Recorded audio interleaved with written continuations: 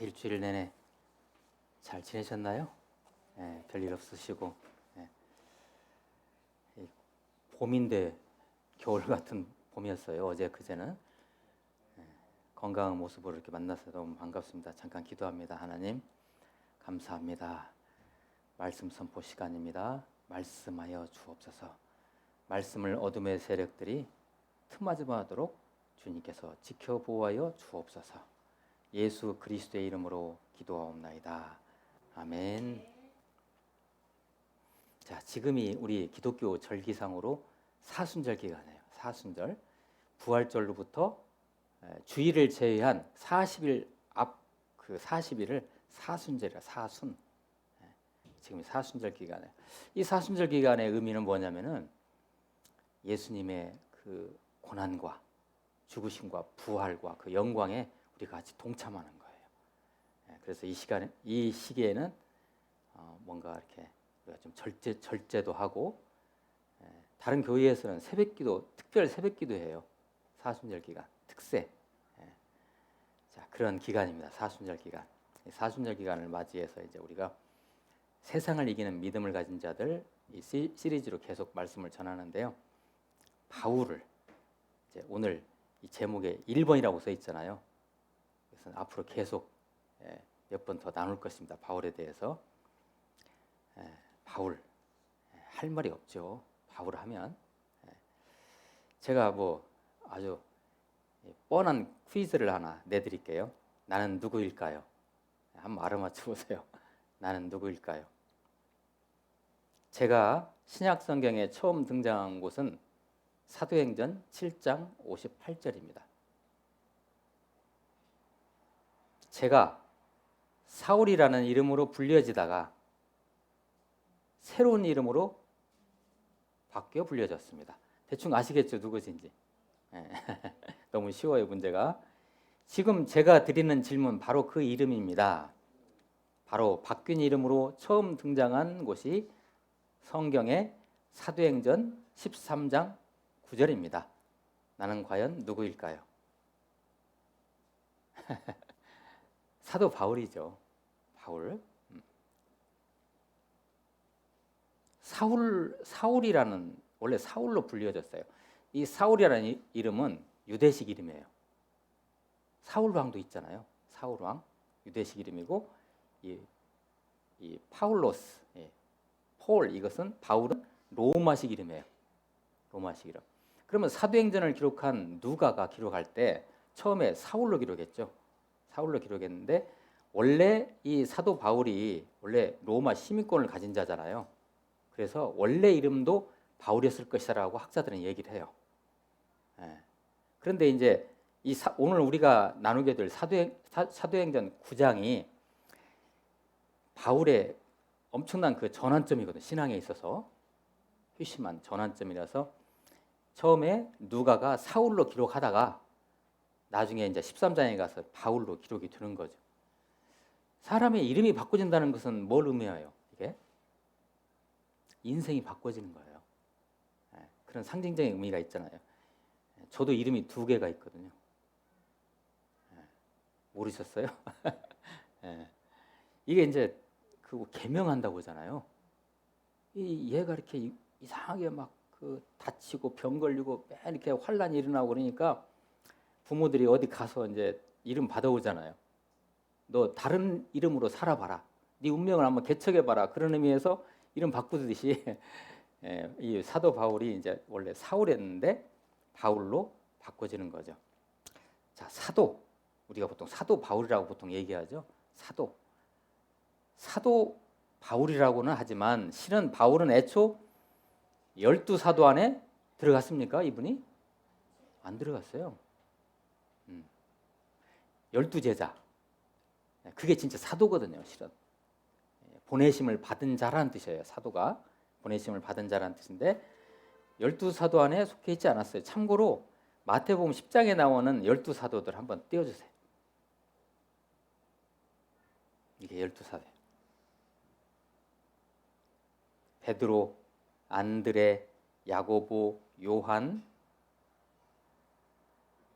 빌립, 여기까지는 좀 익숙하시죠? 바돌로메 성경에 거의 안 나와요. 도마 조금 나오죠. 마태복음을 기록한, 그 다음에 야고보, 또 다른 야고보예요. 거의 존재가 없어요, 성경에. 다데오도 마찬가지예요. 그 다음에 시몬도 마찬가지예요. 그리고 유다는 존재가 있죠. 예수님 판자니까. 나중에 이제 스스로 목숨을 끊죠, 유다가.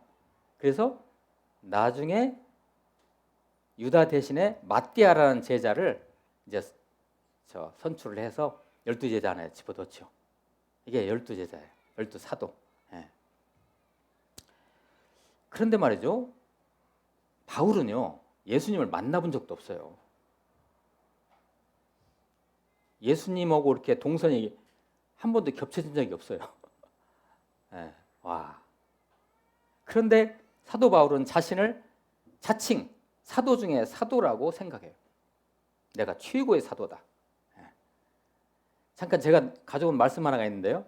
여기서는 잠깐 바울이 겸손해졌는데 실은 겸손한 것이 아닙니다. 이것이. 자, 고린도전서 15장 9절 말씀 제가 한번 읽어드릴게요. 나는 사도 중에 가장 작은 자라. 나는 하나님의 교회를 박해하였으므로 사도라 칭함받기를 감당하지 못할 자니라. 이렇게 겸손하게 여기에서는 말하고 있지만 실은 모든 바울 서신에 보면요, 바울이 시작할 때 어떻게 시작해요? 사도인 나 바울, 반드시 이렇게 시작해요. 자, 그래서 이것은 그냥 바울이 그냥 인사치레 하는 거예요. 이렇게 생각 안 해요, 바울은 절대로. 자, 신약 성경 27권 중에서 무려 사도 바울은 13권을 썼어요. 13권.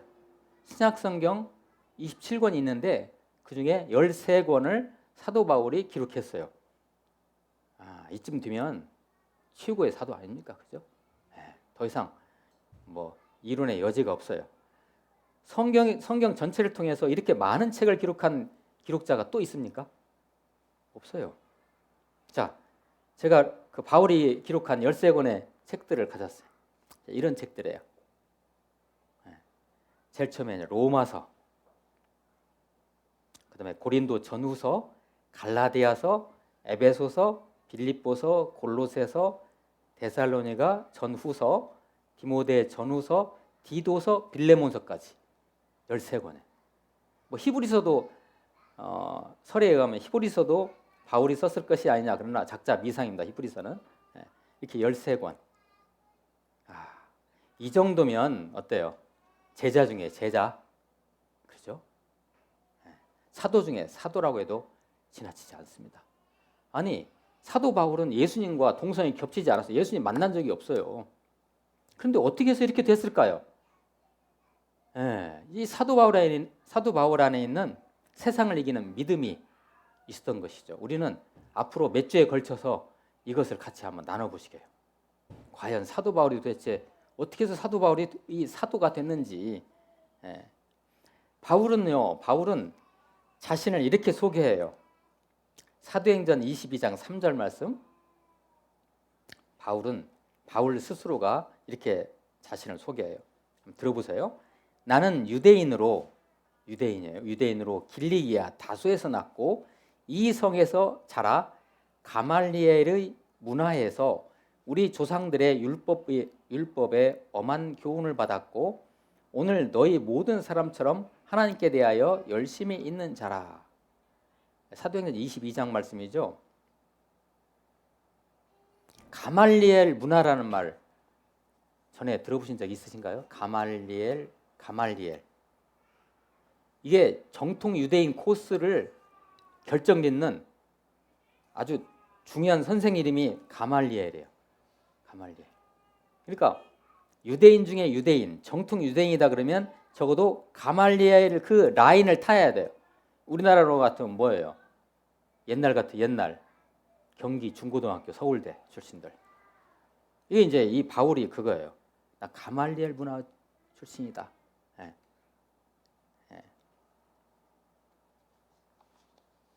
유대인 중에 유대인인 것이죠. 그 다음에 이제 좀 긴데요. 고린도 후서 11장 23절 28절 말씀에서 또 사도 바울은 이렇게 자기 자신을 소개를 해요. 이게 소개하는 것이 아니고요. 고린도후서 11장은 어떤 장이냐면 고린도 교인들이 사도 바울을 이 고린도 교회를 사도 바울이 개척을 했어요. 그런데 가짜 목사라고 어떤 이단 선동자들이 교회 안에 들어와가지고 이 바울은 가짜다, 이단이다. 그래서 이게 이 사도 바울을 갖다가 당신은 우리 목사로 인정 안 합니다. 이렇게 고린도 교인들의 일부가 그러니까 거기에 대해서 변명하는 말로써 쓴 게 고린도 후서 11장인데요. 자기를 이제 변명하면서 쓴 내용이 한번 들어보세요. 그들이 그리스도의 일꾼이냐? 그들이라는 건 자기를 모함하고 가짜 목사라고 한 그런 사람들. 그들이 그리스도의 일꾼이냐? 정신없는 말을 하거니와 나는 더욱 그러하도다. 내가 수고를 넘치도록 하고 옥에 갇히기도 더 많이 하고 매도 수없이 맞고. 자, 이런 고생들을 다 무엇 때문에 했습니까? 바울이? 여러분은 어떻게 알고 계세요? 왜 매도 맞고 다니고 옥에 갇히기도 하고 여러 번 죽을 뻔도 하고 누구 때문에 그랬어요? 이거 예수님 때문에 이렇게 한 거예요. 계속 읽을게요. 유대인들에게서 40에서 하나 감한 매를 5번 맞았으며 태장이라고 하죠. 이걸 태장. 3번 태장으로 맞고 1번 돌로 맞고 3번 파선하고 일주야를 깊은 바다에서 지냈으며 여러 번 여행하면서 강의 위험과 강도의 위험과 동족의 위험과 이 동족의 위험이라는 건 가는 곳마다 회당을 방문해서 전도를 하는데요. 유대인들이 그냥 바울을 갖다가 그냥 죽이려고 해요. 이방인의 위험과 시내의 위험과 광야의 위험과 바다의 위험과 거짓 형제 중에 위험을 당하고 또 수고하며 애쓰고 여러 번 자지 못하고 줄이며 목마르고 여러 번 굶고 춥고 헐벗었노라. 이 외의 일은 고사하고 아직도 날마다 내 속에 눌리는 일이 있으니 곧 모든 교회를 위하여 염려하는 것이라. 자, 그 다음에 이제 하나 더 가졌어요. 제가 빌립보서 3장에 나와 있는 사도 바울이 자기 자신을 소개하는 말씀이에요. 빌립보서 3장. 하나님의 성령으로 봉사하며 그리스도 예수로 자랑하고 육체를 신뢰하지 아니하는 우리가 곧 할례파라. 그러나 나도 육체를 신뢰할 만하며 만일 누구든지 다른 이가 육체를 신뢰할 것이 있는 줄로 생각하면 나는 더욱 그러하리니. 육체를 신뢰한다는 건 뭐예요? 자기 학벌 자랑하고 가진 거 자랑하고 바울로 말하면 최고 아닙니까? 히브리인 중에 히브리인이고 유대인 정통파고 유대인 기득권자예요. 쉽게 말해서. 그렇잖아요. 그리고 로마 시민권자고 자랑할 것이 너무 많다는 그런 거죠. 나는 8일 만에 할례를 받고 이스라엘 족속이요 베냐민 지파요 히브리인 중에 히브리인이요 율법으로는 바리새인이요 최고 정통파 유대인 중에 열심으로는 교회를 박해하고 율법의 의로는 흠이 없는 자라. 이렇게 자기 자신을 소개해요. 어때요? 제가 지금 사도행전과 고린도후서와 빌립보서 말씀을 가지고 사도 바울이 스스로 소개한 내용을 여러분에게 읽어드렸는데 이 정도만 돼도 어때요? 이 정도 사도 바울의 그 일생의 이력을 이렇게 보면 믿음으로 세상을 이긴 사람 아닙니까? 이 정도면. 그죠? 도대체 바울은 어떤 사람이었길래 보통 사람으로서는 도저히 상상이 안 되는 세상을 이기는 믿음을 이렇게 갖게 됐을까요? 궁금하지 않으십니까? 이 사도 바울이 세상을 이기는 믿음을 갖다는 증거를 이제 차차 같이 한번 찾아봅니다. 이토록 예수 그리스도를 처절하게 극적으로 만난 제자가 있습니까? 이따 이제 9장 사도행전 9장 잠깐 나올 거예요. 여러분은 예수님 어떻게 만나셨어요? 다 있으시죠? 역사가. 근데 사도 바울처럼 이렇게 처절하게 예수님을 만난 사람이 또 있을까요? 드물어요. 또 예수님을 만난 순간부터 일관되게 예수님을 따르고 실은 예수님을요 이따 9장에서 보시겠지만은 예수님을 육체로 만난 게 아니고 이렇게 대면에서 만난 게 아니에요. 어떻게 만나냐면 성령으로 만났어요. 영으로 만났어요. 그냥 부활하신 예수님을 가시적 실체가 없이 만났어요. 그런데 예수를 그렇게 처절하게 전한 제자가 사도 바울 말고 또 있습니까? 네? 그 당시에 AD 1세기면요. 지금이 21세기죠. 지금도 세계 여행한다는 것이 쉬워요, 어려워요? 쉽지가 않잖아요. AD 1세기 때는 교통기관이 있었어요? 없었어요. 새카만 시대 아닙니까? 그때 사도 바울이 3차례 전도여행을 하지 않습니까? 그 당시에 유럽을 이렇게 쭉 돌았잖아요. 3번의 전도여행을 했는데 그게 그 당시에는 전 세계예요. 아직 지리상의 발견이 없었으니까. 그리고 로마까지 갔잖아요. 그리고 나중에 바울은 어디까지 가냐면 성경에는 나오지 않지만 스페인까지 전도로 가요. 그래서 나중에 로마로 돌아와서 참수당해서 죽어요. 세상에 이렇게 처절하게 예수를 전한 제자가 또 있습니까? 없어요. 건우가 있구나. 그렇지. 그리고 신약 성경 13권을 썼듯이 이렇게 성경을 많이 기록하고 또한 예수 그리스도를 그 성경을 통해서 예수 그리스도를 재해석해서 시대와 장소에 걸맞게 예수를 전한 제자가 또 있습니까?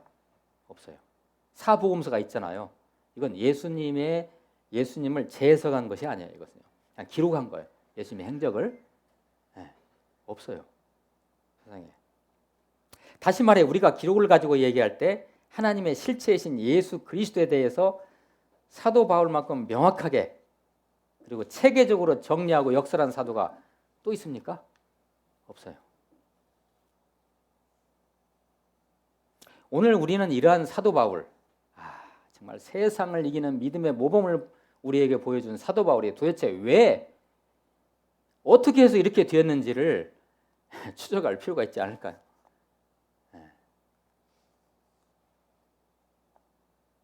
오늘 말씀으로 한번 가봅니다. 드디어 이제 사도행전 9장.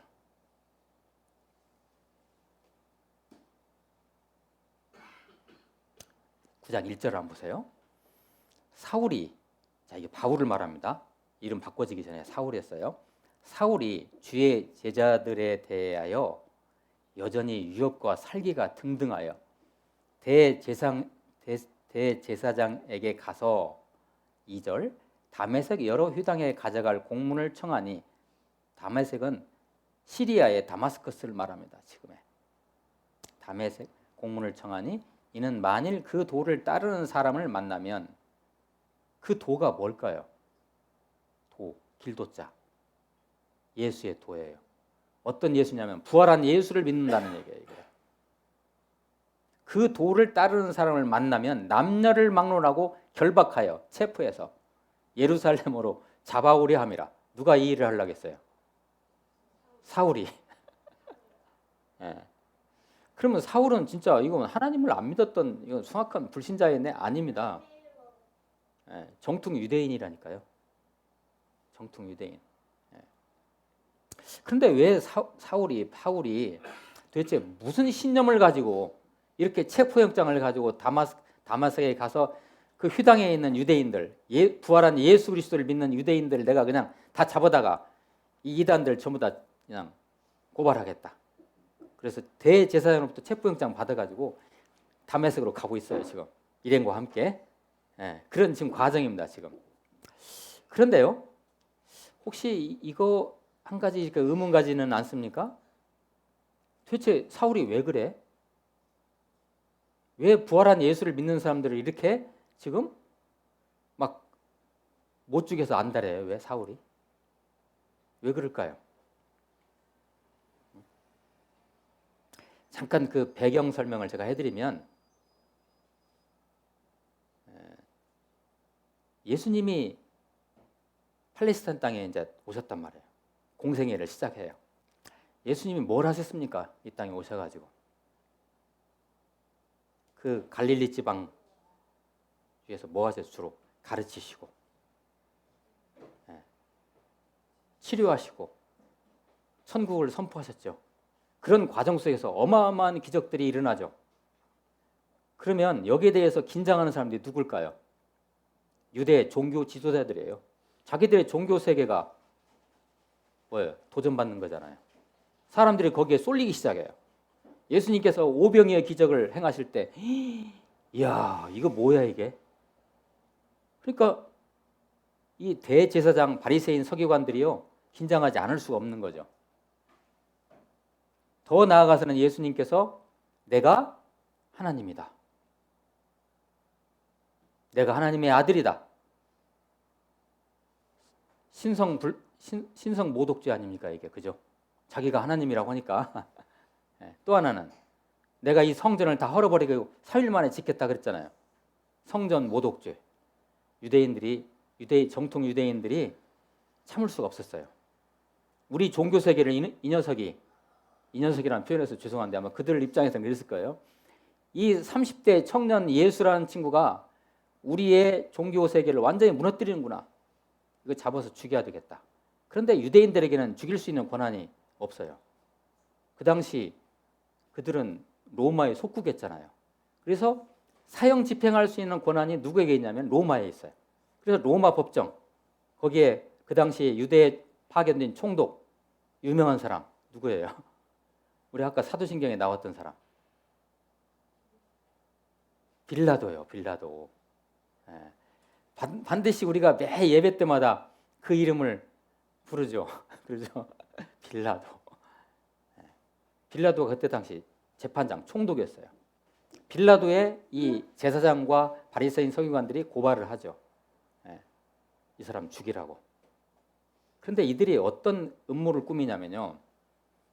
단지 이 사람을, 예수라는 사람은 우리 유대교의 완전히 이건 암 같은 존재입니다. 그러니까 이 사람을 죽여야 됩니다라고 빌라도에게 이제 고발을 했어요. 그런데 이 유대 지도자들이 어떤 단서를 내걸었냐면요. 반드시 십자가에서 죽이십시오. 그런데 이 십자가라는 것은요.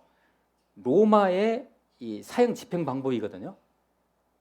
그때 당시 로마에서 사형을 집행할 때 쓰던 방법이 전혀 아니에요. 로마가 변방에 있을 때, 로마가 조그만 그 변방 나라였을 때 뜨음하게 사용했던 사형 방법 중에 하나가 십자가 처형했어요.